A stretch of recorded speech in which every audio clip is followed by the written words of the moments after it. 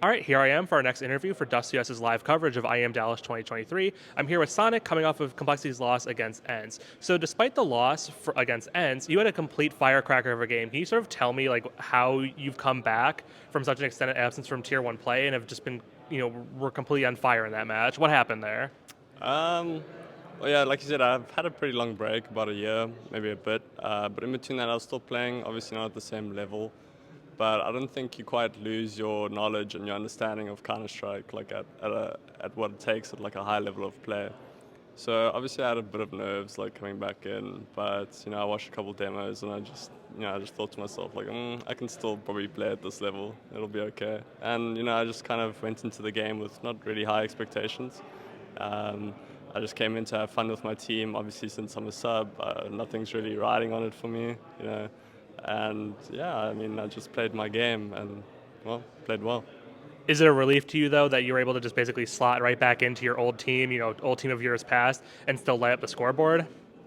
Yeah, I mean that's primarily why they chose me. Is we have good synergy already. I've known the guys for years. We've been friends for even longer, um, and so like it was almost like a no-brainer like to pick me to sub. And I actually just kind of got into the States not too long ago, probably a month ago. So the timing worked out when they needed a sub, and yeah, it was very enjoyable. I mean, we're a great bunch of like a great group of guys who enjoy playing with each other. And that's actually what it is all about at the end of the day. And so, you mentioned the fact that, they sort of tracked you down in America and asked you to sub in for them. Was it a pretty quick turnaround for that? Was it just like they asked you and you just were like, sure, absolutely, and went right into, practicing with them again? Yeah, so right now I'm actually kind of studying full time. We haven't really practiced at all. The first time we practiced was yesterday, together. So no prep really actually coming into this event. And yeah, TC just sort of asked me a couple of weeks back. Hallzerk might not be able to play because he's got visa issues, and if I'd be willing to, to stand in if it came to it. And I said, yeah, it's no issue because I can do some of my university work online. So I'm just juggling a lot at the moment. So yeah. And with that, you're like you said, this team's basically a second family to you. Almost every player you've played with, or almost every player in Complexity, is someone you've either played with or worked with before in the past. Especially, JT and TC are, someone you've worked with for multiple years. But I wanted to ask you, since you've left Extra Salt and this team's gone into Complexity, how has the lineup evolved, and how has sort of their calling style and their, overall, how have they changed since? What changes have you seen since they, became Complexity? I've noticed that there's been sort of like an improvement on how they practice, and probably I'd say communication. Like I'd say the communication's a bit more sharper. Even in Extra Salt, I feel like we were still like at a pretty good like high level, but in their time and complexity, I think TC's obviously changed his coaching style a bit. JT has grown quite a bit more as a caller, I'd say. I think he's a lot smarter about it, how he does his like work and his prep reviews and things like that. So I mean, I was pretty impressed to come back in. It was really interesting for me to see like how they grew as players. In that time that was gone, I stayed the same. So I wanted to ask you too. You mentioned the fact that you're in school full time right now. For a brief period, there was a chance you were going to end up enrolling at Davenport University as part of their collegiate CS:GO team.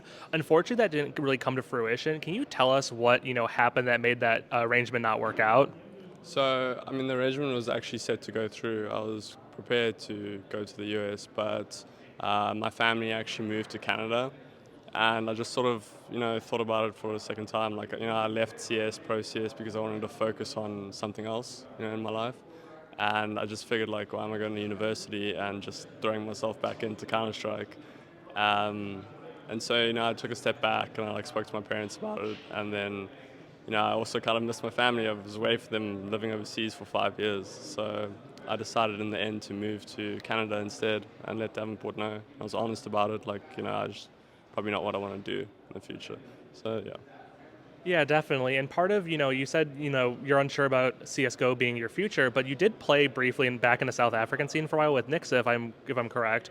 One thing I was wanted to ask you about, pick your brain about, is we recently spoke to the CEO of ATK Flea, and he mentioned the fact that as they're looking for new players, they don't think necessarily anyone in the South African scene is ready to take that next step and come to North America. Is there any players in South Africa that you would say maybe are ready for that, or someone you want to give a shout out to?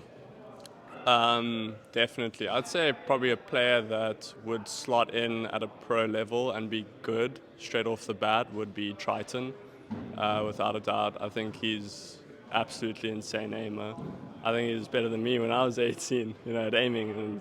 And I honestly do think he's the next best thing. I think what 8K actually honestly meant by that is they're on a time schedule, so you don't want to bring in a player and have to teach them the meta. Like, I think the South African players have the mechanics and they have the aim, but obviously there's just there's a knowledge gap in Counter-Strike that exists there, of which takes time to close. Do you think so? If we talk about like the last generation of the South African scene, you, TC, JT, Detroni, all of those guys, elusive, that sort of cadre of people who came out to start a CS:GO. How do you think the South African scene compares to from then to now? Is it better, or is it stronger, or is it worse than it was back in sort of the golden days of Bravado? So when we had that team specifically, I felt like we were a really strong team. We pretty much dominated South Africa for quite a while. The only other team that kind of got close to us was Energy Esports. And I'd say nowadays South Africa's struggling a bit with energy crisis, and so Counter-Strike takes a hit due to that because not everyone has electricity at the same time, so you can't play matches and you can't practice.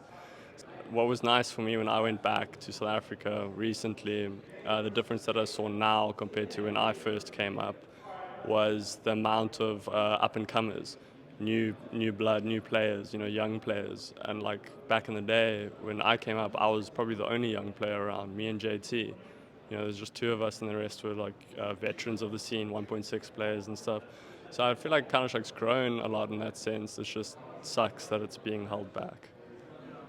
So with that, talking sort of about the future of the scene, talking about the future of yourself, I wanted to ask you, now that you're here playing for Complexity and you're back in sort of a tier 1 competition, has this reignited the spark for you at all in a way? Do you think you're going to have a future in professional competition, whether in CSGO or, CS2 when it releases? Is that something you want to be professionally competing again? You better hope my mom doesn't read this article. That's the biggest fear of me trying to convince her that I'm going to come and play here now. She's afraid that I love it too much and I come back. I mean, myself too. I mean, I love gaming. I'm a gamer through and through my whole life. I do love competition, whether it be regular sports or esports. But I don't know, maybe I'll see if I manage to juggle my time, because being a pro esports player is really a 24/7 job. And so with university, maybe after.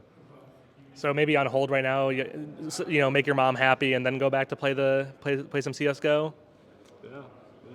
And last question. It looks like you guys are going to be set up for a confrontation with either Evil Geniuses or FaZe, most likely Evil Geniuses. With that in mind, it's sort of a do or die for you guys tomorrow. How would it feel for you to sort of help Complexity continue their run in their home city? I think it'll be, pretty great. I think today we didn't really show what we had as a team.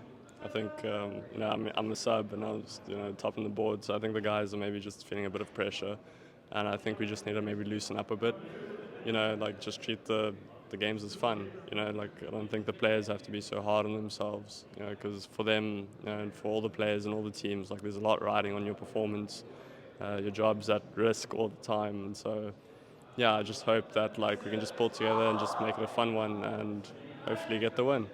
All right, thank you so much. Enjoy the rest of your event.